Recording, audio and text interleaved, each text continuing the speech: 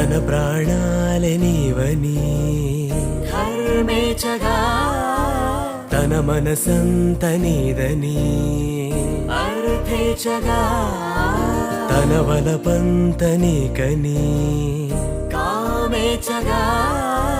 అవధులు లేని ప్రేమకై మోక్షేచగా మూడు ముళ్ళతో 7 అడుగుల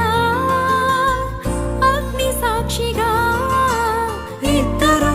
ఒకటిగా మారగా మరుపేలేని సంతకం వెళ్ళి పుస్తకం మరు జన్మకి తొలి స్వాగతం